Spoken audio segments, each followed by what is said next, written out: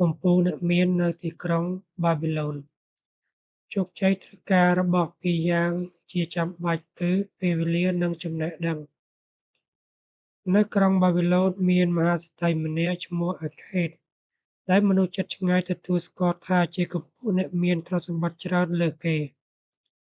តែគាត់ជាមនុស្សចិត្តល្អនិងចិត្តទូលាយគាត់ចូលចិត្តដាក់ទានហើយក៏ជាមនុស្សចិត្តធម៌ម្នាក់នៅក្នុងគ្រួសារដែរតាមពិតគាត់ចំណាយច្រើនណាស់ដែរប៉ុន្តែមិនដឹងជាយ៉ាងម៉េចទ្រព្យសម្បត្តិរបស់គាត់ចេះតែច្រើនឡើងថ្ងៃនេះមានមិត្តភក្តិមួយចំនួនមកលេងនិងសួរគាត់ថាអាខេតលោកមានទ្រព្យសម្បត្តិច្រើនជាងយើងសរុបចូលគ្នាទៅទៀតក្នុងពេលមនុស្សភាគច្រើនខំប្រឹងធ្វើយ៉ាងណាចិញ្ចឹមក្រពះឲ្យតែរស់តែលោកបែរជាក្លាយជាអ្នកមានជាងគេនៅបាប៊ីឡូននេះទៅវិញលោកមានសម្លៀកបំពាក់ល្អៗមានអាហារឆ្ងាញ់ៗដែលកម្របានឃើញចំណែកពួកយើងវិញឲ្យតែបានហូបគ្រប់គ្រាន់និងមានសម្លៀកបំពាក់សមរម្យគឺពេញចិត្តណាស់ទៅហើយពីមុនយើងគឺដូចតែគ្នាសោះយើងរៀនពីគ្រូតែមួយយើងលេងកីឡាជាមួយគ្នាទាំងរៀននិងទាំងលេងកីឡាលោកមិនពូកែជាងយើងទេកាលនោះលោកក្រនិងមិនមានកិត្តិយសដូចជាពួកយើងផងហើយយើងក៏សម្គាល់ឃើញថាលោកដូចជាមិនសូវខំប្រឹងធ្វើការណាស់ណាទេឥឡូវតើសំណាងអីធ្វើឲ្យជីវិតរបស់លោកលេចអណ្ដែតចំណែកឯពួកយើងវិញដែលយល់ថាសមនឹងទទួលបានសំណាងបែបហ្នឹងព្រោះខំប្រឹងធ្វើការមិនហ៊ានឈប់បែរជាអត់ទៅវិញពេលនោះអាខេតនិយាយអ្នកទាំងអស់គ្នារកបានតែមួយក្រពះពីព្រោះច្រើនឆ្នាំមកនេះអ្នកទាំងអស់គ្នាមិនព្រមរៀនពីក្បួនរកលុយឬក៏ប្រហែលជាចេះក្បួននឹងដែរតែមិនព្រមអនុវត្តវាសំណាងគឺដូចជារបស់អាក្រក់មួយអញ្ចឹងវាមិនដែលនាំសេចក្តីសុខដល់នរណាម្នាក់បានមួយជីវិតនោះទេផ្ទុយទៅវិញវាបែរជាធ្វើឲ្យពួកគេអន្តរាយទៅវិញក៏ថាបានព្រោះថាប្រាក់ដែលបានមកដោយងាយគ្មានបញ្ចេញកម្លាំងញើសឈាមអស់ទៅវិញក៏ងាយដែរអ្នកបានប្រាក់មកដោយសារសំណាងនិងចាយវាយមិនសំចៃហើយមួយប៉ព្រិចភ្នែកប្រាក់នោះនឹងបាត់ទៅវិញអស់គ្មានសល់អ្វីក្រៅអំពីសេចក្តីស្រេកឃ្លានដែលពួកគេគ្មានសមត្ថភាពរកដើម្បីមកបំពេញតទៅទៀតបានហើយអ្នកមានទ្រព្យសម្បត្តិកើតចេញពីសំណាងក៏នឹងក្លាយជាមនុស្សកំណាញ់ខំលេខទ្រព្យសម្បត្តិទុកមិនហ៊ានចាយវាយព្រោះពួកគេដឹងថាខ្លួនឯងគ្មានសមត្ថភាពរកប្រាក់ដូច្នេះពួកគេកាន់តែព្រួយបារម្ភព្រោះខ្លាចគេលួចធ្វើឲ្យខ្លួនឯងកាន់តែវេទនាទៅរស់នៅក្នុងជីវិតគ្មានន័យនិងបៀមសេចក្តីទុក្ខរាល់ថ្ងៃមែនហើយប្រហែលជាមានមនុស្សមួយចំនួនបានយកប្រាក់ដែលទទួលបានមកដោយសំណាងទៅរកស៊ីធ្វើឲ្យខ្លួនឯងកាន់តែមានទៅនិងនាំឲ្យជីវិតមានសេចក្តីសុខប៉ុន្តែមនុស្សប្រភេទនេះមានតិចតួចណាស់ឧទាហរណ៍បើអ្នកទាំងអស់គ្នានៅសុកដុំមាសស្រាប់តែធ្លាក់មកនៅក្នុងដៃពេលនោះរឿងអាក្រក់ទាំងអស់នេះប្រាកដជាធ្លាក់មកលើខ្លួនជាក់ជាមិនខានមិត្តរបស់អាខេតយល់ថាគាត់និយាយត្រូវព្រោះគេធ្លាប់ឃើញអ្នកដែលទទួលមរតកពីឪពុកម្ដាយតែងតែជួបប្រទះនឹងរឿងទាំងអស់នោះមែនពេលនោះពួកគេទទូចសុំឲ្យអាខេតពន្យល់ពួកគេថាត្រូវធ្វើយ៉ាងណាដើម្បីរកប្រាក់ឲ្យបានច្រើនដូច្នេះហើយអាខេតក៏បន្ត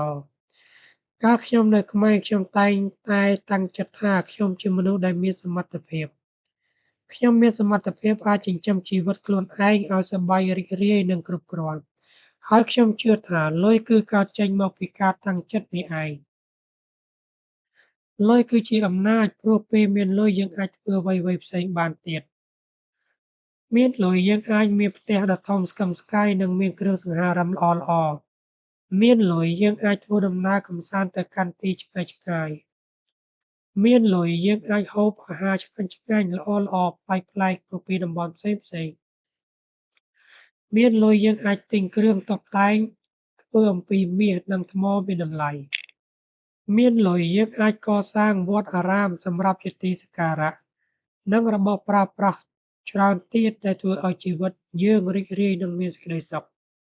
នៅពេលខ្ញុំយល់សេចក្តីពិតនេះខ្ញុំក៏សម្រេចចិត្តថាខ្ញុំក៏ស័ក្តិសមនឹងទទួលបានរបស់ល្អៗសម្រាប់ជីវិតខ្លួនឯងដូចអ្នកដទៃដែរ ខ្ញុំមិនធ្វើដូចមនុស្សមួយចំនួនដែលចូលចិត្តអង្គុយច្រណែននឹងសុភមង្គលរបស់អ្នកដទៃនោះទេខ្ញុំមិនអាចស្កប់ស្កល់នឹងសម្លៀកបំពាក់ថោកៗទោះបីជាមើលទៅសមរម្យក៏ដោយខ្ញុំមិនត្រូវមានសេចក្តីគ្រប់គ្រាន់ដោយសាររបស់របរសម្រាប់តែអ្នកគ្រាន់ប្រើប្រាស់នោះឡើយផ្ទុយទៅវិញខ្ញុំត្រូវធ្វើឲ្យខ្លួនឯងទៅជាម្ចាស់នៃរបស់ល្អៗនិងមានតម្លៃទាំងឡាយ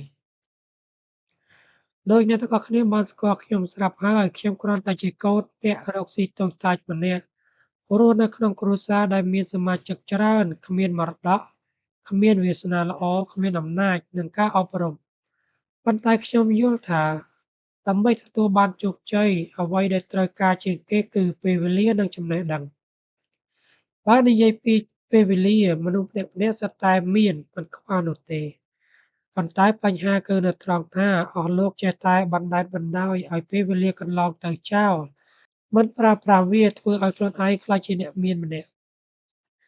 តើហ៊ានទទួលស្គាល់ទេថាក្រៅពីមានគ្រួសារល្អអ្នកទាំងអស់គ្នាគ្មានអ្វីសោះដែលធ្វើឲ្យខ្លួនឯងមានមោទនភាព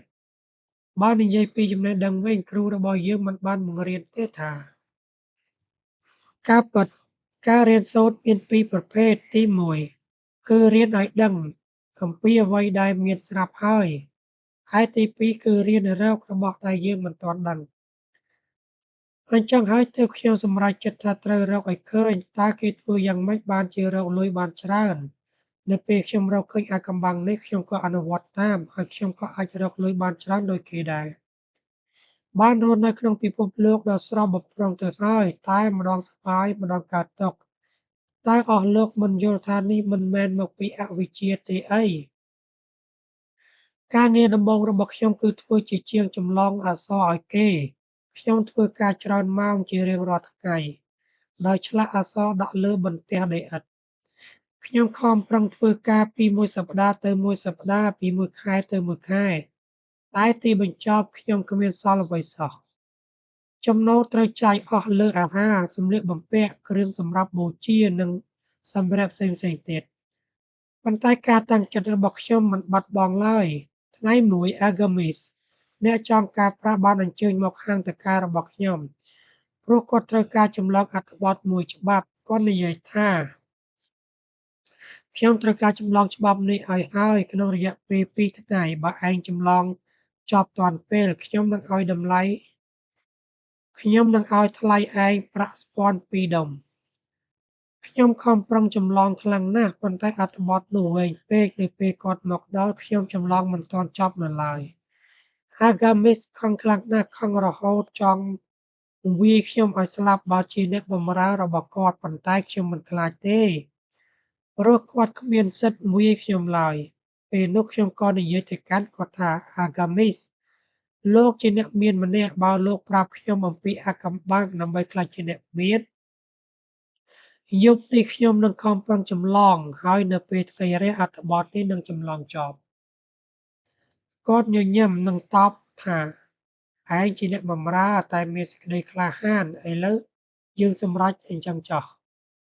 ខ្ញុំខំប្រឹងចម្លងអត្ថបទនោះដាក់លើបន្ទះដីឥដ្ឋអស់ពេលពេញមួយយប់រហូតដល់ឈឺពេញខ្នងហើយក្លិនផ្សែងចង្កៀងធ្វើឲ្យខ្ញុំឈឺក្បាលឡើងស្រវាំងភ្នែកប៉ុន្តែពេលគាត់មកដល់ពេលថ្ងៃរះអត្ថបទនោះក៏ត្រូវចម្លងចប់ឥឡូវប្រាប់ខ្ញុំមកតាមការសន្យាខ្ញុំនិយាយឯងពិតជាអាចចម្លងបានចប់មែនគាត់សរសើរហើយខ្ញុំក៏ត្រូវធ្វើតាមការសន្យាដែរខ្ញុំនឹងប្រាប់អាថ៌កំបាំងទៅឯងដោយសារឥឡូវនេះខ្ញុំចាស់ណាស់ទៅហើយដូច្នេះត្រូវតែនិយាយទាន់អណ្ដាតនៅអាចក្រឡុះបាននៅពេលវ័យឈានដល់យុវវ័យមនុស្សត្រូវតែស្វែងរកចំណេះដឹងគំនិតរបស់យុវវ័យគាត់បានបន្តដោយដុំភ្លើងដែលកំពុងឆេះនៅលើអាកាសអញ្ចឹងគឺឆេះហើយក៏រលត់ទៅវិញចំណែកឯចំណេះដឹងវិញគឺមិនផ្លាស់ប្ដូរនោះទេចំណេះដឹងគឺជាផ្កាយនៅលើមេឃដែលមិនផ្លាស់ប្ដូរទីតាំងរហូតដល់នាវាចរអាចធ្វើដំណើរលើមហាសាគរដោយយកវាធ្វើជាគូចរបានថែមទៀតផងស្ដាប់ឲ្យច្បាស់បើមិនយល់ខ្លឹមសារខ្ញុំចង់និយាយប្រាប់ទេឯងប្រកាសជាគិតថាវាមិនសំខាន់ហើយគិតថាការប្រឹងប្រែងរបស់ឯងមួយយប់នេះគឺខាតប្រយោជន៍ទៅទេ ពេលនោះគាត់សម្លឹងចំមកខ្ញុំនិងនិយាយដោយសំឡេងធ្ងន់ធ្ងរតិចៗថាអាចកំបាំងដើម្បីធ្វើឲ្យខ្ញុំក្លាយជាអ្នកមានគឺដកប្រាក់មួយផ្នែកពីប្រាក់ចំណូលដែលឯងរកបានដើម្បីសន្សំទុកហើយប្រាក់នោះនឹងក្លាយជាប្រាក់របស់ឯងបើធ្វើបែបនេះកើតឯងនឹងក្លាយជាអ្នកមានម្នាក់ដោយគាត់នៅបន្តសម្លឹងមិនដាក់ភ្នែកខ្ញុំរង់ចាំស្ដាប់បន្តទៀតតែគាត់អត់និយាយអ្វីទេតែប៉ុណ្្នឹងឯងខ្ញុំសួរដោយឆ្ងល់ប៉ុននឹងក៏អាចធ្វើឲ្យអ្នកកង្វៀលជាម្នាក់ក្លាយជាអ្នកមានចង់ការលុយឲ្យគេបានដែរគាត់ឆ្លើយតបប៉ុន្តែប្រាក់ទាំងអស់ដែលខ្ញុំរកបានគឺសុទ្ធតែជារបស់ខ្ញុំឬមួយក៏មិនមែនទេខ្ញុំចុចជីកសួរមិនមែនទេគាត់ឆ្លើយចុះឯងមិនឲ្យប្រាក់នឹងទៅជាងកាត់ដេរសម្លៀកបំពាក់ទេអីឯងមិនឲ្យប្រាក់ទៅអ្នកលក់ស្បែកជើងទេអីចុះឯងចំណាយលើម្ហូបអាហារដែរអត់ឯងអាចរស់នៅបាប៊ីឡូនដោយមិនចំណាយប្រាក់1សេនបានដែរឬទេគឺមាត់របស់ឯងស៊ីប្រាក់ដែលឯងរកបានល្ងង់មែនឯងកំពុងរកលុយឲ្យគេមិនមែនឲ្យខ្លួនឯងនោះទេគឺកំពុងធ្វើការឲ្យគេដូចទេសករអញ្ចឹងខំធ្វើការឲ្យចៅហ្វាយនាយដើម្បីបានរបស់ស៊ីនិងស្លៀកពាក់ប្រសិនបើឯងដកប្រាក់10%ពីប្រាក់រកបានតើក្នុងរយៈពេល10ឆ្នាំឯងសល់ប៉ុន្មានដោយសារខ្ញុំពូកែគិតលេខខ្ញុំក៏ឆ្លើយភ្លាមថាខ្ញុំប្រហែលជាអាចសល់ប្រាក់ស្មើនឹងចំណូលរកបានពេញមួយឆ្នាំនិយាយត្រូវតែត្រូវតែពាក់កណ្ដាលនោះទេគាត់និយាយដុំមាសនីមួយៗដែលសន្សំទុកនឹងក្លាយជាទេសកររបស់ឯងប្រាក់ស្ពាន់មួយដុំអាចជួយរកប្រាក់ស្ពាន់មួយដុំទៀតមានន័យថាវាអាចបង្កើតកូនឲ្យឯងបើក្លាយជាអ្នកមានពេលនោះប្រាក់ទាំងអស់ដែលឯងមាននឹងធ្វើការជួយរកប្រាក់ឲ្យឯងបន្ថែមទៀតហើយកូនរបស់វានឹងបង្កើតកូនជាបន្តបន្ទាប់ពេលនោះទ្រព្យសម្បត្តិនឹងចេះតែច្រើនទៅឯងគិតថាខ្ញុំកំពុងនិយាយកុហកមែនទេគាត់និយាយបន្តនេះខ្ញុំកំពុងបង់ថ្លៃចម្លងអត្ថបទលើសរាប់ពាន់ដងបើឯងយល់អ្វីដែលខ្ញុំកំពុងពន្យល់គឺដកប្រាក់មួយផ្នែកពីចំណូលដែលរកបានដើម្បីសន្សំទុកហើយប្រាក់នោះនឹងក្លាយជាប្រាក់របស់ឯងមិនត្រូវដកទុកឲ្យតិចជាង10%ឡើយទោះបីជាប្រាក់ចំណូលបានតិចយ៉ាងណាក៏ដោយហើយប្រាក់10%ប៉ុណ្ណឹងឯងប្រាកដជាអាចដកទុកបានចំណាយលើរបស់ប្រើប្រាស់ប្រចាំថ្ងៃជាមុនសិនមិនត្រូវទិញសម្លៀកបំពាក់និងស្បែកជើងច្រើនពេករហូតដល់អស់ប្រាក់សម្រាប់ទិញរបស់ផ្សេងៗទៀតឡើយត្រូវចាយយ៉ាងម៉េចឲ្យសល់ប្រាក់គ្រប់គ្រាន់សម្រាប់ទិញម្ហូបអាហារប្រាក់សម្រាប់ចូលរួមសកម្មភាពមនុស្សធម៌និងប្រាក់សម្រាប់ធ្វើបុណ្យធ្វើទានទ្រព្យសម្បត្តិដូចជាដើមឈើអញ្ចឹងគឺដុះចេញពីគ្រាប់ពូជតូចមួយប្រាក់ស្ពាន់មួយដុំដែលឯងសន្សំទុកគឺជាគ្រាប់ពូជមួយដែលនឹងដុះទៅជាដើមមាសដើមប្រាក់បើប្រញាប់ប្រញាល់ចាប់ផ្ដើមដាំគ្រាប់ពូជនេះឯងនឹងឆាប់បានផលហើយក៏ត្រូវចេះថែទាំស្រោចទឹកជាប្រចាំមានន័យថាត្រូវតែខំសន្សំឲ្យជាប់កុំឲ្យដាច់ឲ្យសោះមិនយូរទេឯងនឹងអង្គុយក្រោមម្លប់ឈើមាសឈើប្រាក់មិនខាននិយាយចប់គាត់ក៏ទាញយកអត្ថបទចម្លងហើយដើរចេញទៅខ្ញុំយកពាក្យសម្ដីគាត់មកគិតនិងមើលទៅដូចជាសមហេតុផលដែរដូច្នេះខ្ញុំក៏សម្រេចចិត្តសាកល្បងពេលខ្ញុំទទួលបានប្រាក់ចំណូលម្ដងតខ្ញុំដកប្រាក់ទុកមួយដុំរឿងចម្លែកបំផុតនោះគឺនៅត្រង់ថាទោះបីខ្ញុំដកប្រាក់ទុកខ្លះក៏ខ្ញុំនៅតែអាចចាយគ្រប់គ្រាន់ដូចពីមុនដដែលគ្មានខ្វះខាតអ្វីទេខ្ញុំចេះតែបន្តធ្វើម្ដងហើយម្ដងទៀតរហូតក្លាយជាទម្លាប់ហើយពេលណាខ្ញុំមិនដកទុកទេខ្ញុំមានអារម្មណ៍មិនស្កប់ចិត្តឡើយនៅពេលខ្ញុំដកនៅពេលខ្ញុំមានប្រាក់កាន់តែច្រើនខ្ញុំចេះតែមានចិត្តចង់ទិញរបស់ល្អៗតែដែលអ្នកជំនួញនាំចូលមកពីហ្វីនេសាប៉ុន្តែខ្ញុំឆ្លាតអាចឃាត់ចិត្តខ្លួនឯងបាន 10 ខែក្រោយមក Agamis បានត្រឡប់មកនិយាយជាមួយខ្ញុំម្ដងទៀត យ៉ាងម៉េចហើយ 1 ឆ្នាំកន្លងមកនេះ ឯងចាយវាគ្រប់គ្រាន់អត់ បន្ទាប់ពីដកប្រាក់ 10% ទុក? ខ្ញុំឆ្លើយដោយមោទនភាព បាទលោកគ្រូ គាត់ញញឹម ល្អហើយ អញ្ចឹងចុះឯងយកប្រាក់សន្សំទៅធ្វើអ្វី? ខ្ញុំឲ្យវាទៅ Asmer ជាជាងធ្វើឥដ្ឋ គាត់ប្រាប់ខ្ញុំថាគាត់នឹងធ្វើដំណើរទៅសមុទ្រនៅទីក្រុងថៃ ហើយគាត់នឹងទិញគ្រឿងអលង្ការប្លែកៗរបស់ជនជាតិ Phoenicia ឲ្យខ្ញុំ ពេលគាត់មកវិញ យើងនឹងលក់វាក្នុងតម្លៃខ្ពស់ បន្ទាប់មកយើងចែកប្រាក់គ្នា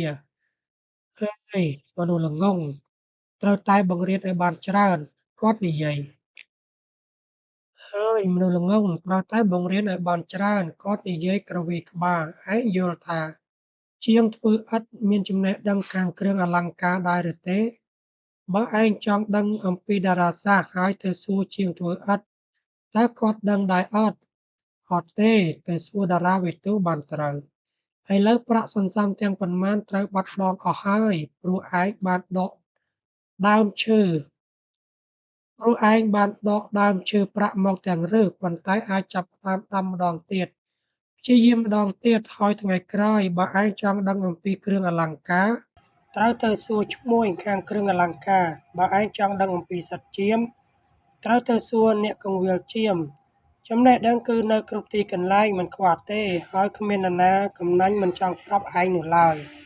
ប៉ុន្តែត្រូវជ្រើសរើសយកចំណេះដឹងមួយណាចាំបាច់ជាង អ្នកចង់ដឹងពីរបៀបសន្សំប្រាក់ តែបែរជាទៅសួរមនុស្សដែលគ្មានជំនាញខាងលុយកាក់ ប្រាកដជាបរាជ័យ និយាយរួចគាត់ក៏ដើរចេញទៅ ដោយគាត់បាននិយាយមែន ជនជាតិ Phoenicia ដែលមានគំនិតបោកប្រាស់បានលក់ទៅឲ្យ Asmer នូវដុំកែវថ្លា ដែលមើលទៅដូចជាដុំត្បូង ប៉ុន្តែដោយការណែនាំរបស់ Agamis អញ្ចឹង ខ្ញុំចាប់ផ្ដើមសន្សំម្ដងទៀត ព្រោះរឿងសន្សំបានក្លាយជាទម្លាប់ទៅហើយ ដូច្នេះវាមិនពិបាកទៀតទេសម្រាប់ខ្ញុំ 12 ខែក្រោយ Agamis ដើរចូលមកក្នុងបន្ទប់អ្នកចម្លងអក្សរ និងជួបខ្ញុំម្ដងទៀត តាំងពីបែកគ្នាឯងរីកចម្រើនបានប៉ុន្មានហើយ? ខ្ញុំចាយគ្រប់គ្រាន់លើការចំណាយប្រចាំថ្ងៃ ខ្ញុំឆ្លើយតប ហើយខ្ញុំបានឲ្យប្រាក់សន្សំរបស់ខ្ញុំទៅ Age ដែលជាជាងធ្វើខែល គាត់យកប្រាក់នោះទៅទិញតុដែង ហើយឲ្យការប្រាក់មកខ្ញុំក្នុងពេល 4 ខែម្ដង ល្អ ចុះធ្វើអីទៀតជាមួយការប្រាក់ដែលឯងទទួលបាន? ខ្ញុំយកវាទៅទិញទឹកឃ្មុំ ស្រា និងនំប្រៃ ព្រោះខ្ញុំចូលចិត្តវា ខ្ញុំក៏បានទិញអាវផាយមួយដែលមានពណ៌ល្អស្អាត ហើយថ្ងៃក្រោយខ្ញុំនឹងទិញសត្វលាមួយទុកគ្រាន់ជិះ Agamis សើច ឥឡូវឯងកំពុងស៊ីកូនរបស់ប្រាក់សន្សំហើយ ធ្វើអញ្ចឹង តើសង្ឃឹមថាឲ្យវាធ្វើការឲ្យឯងមិនកើត? បើវាគ្មានកូន វាក៏គ្មានចៅ ទី1 ត្រូវធ្វើវាឲ្យក្លាយជាទាសកររបស់ឯងជាមុនសិន ពេលវាបង្កើតកូនបានច្រើនហើយ ឯងអាចចាយវាយដោយគ្មានភ័យព្រួយ គាត់និយាយរួច គាត់ក៏ចេញទៅ បន្ទាប់ពីខានជួបរយៈពេល 2 ឆ្នាំ Agamis បានត្រឡប់មកម្ដងទៀត ពេលនោះមុខមាត់គាត់ឡើងជ្រីវជ្រួញ ហើយភ្នែកសំយុងធ្លាក់ចុះក្រោម ព្រោះគាត់កាន់តែចាស់ណាស់ទៅហើយ គាត់និយាយមកកាន់ខ្ញុំ Akade តើឯងទទួលបានទ្រព្យសម្បត្តិដែលឯងប្រាថ្នាចង់បានហើយឬនៅ? ខ្ញុំឆ្លើយ មិនទាន់ទេ ប៉ុន្តែខ្ញុំបានប្រើប្រាក់ឲ្យធ្វើការឲ្យខ្ញុំ ហើយវាបានមកកើតប្រាក់ជាបន្តបន្ទាប់ ចុះឯងសួរយោបល់ពីជាងធ្វើឥដ្ឋទៀតទេ? បើចង់សួររឿងឥដ្ឋ ខ្ញុំនឹងទៅសួរគាត់ ខ្ញុំនិយាយបែបកំប្លែង Akade គាត់និយាយបន្ត ឯងរៀនមេរៀននេះបានល្អណាស់ មុនដំបូង ឯងរៀនដកប្រាក់ខ្លះពីប្រាក់ចំណូលដើម្បីសន្សំទុក បន្ទាប់មករៀនស្វែងរកយោបល់ពីមនុស្សណាដែលមានចំណេះដឹង និងបទពិសោធន៍ ហើយចុងក្រោយឯងបានរៀនប្រើប្រាស់ប្រាក់ធ្វើការឲ្យឯង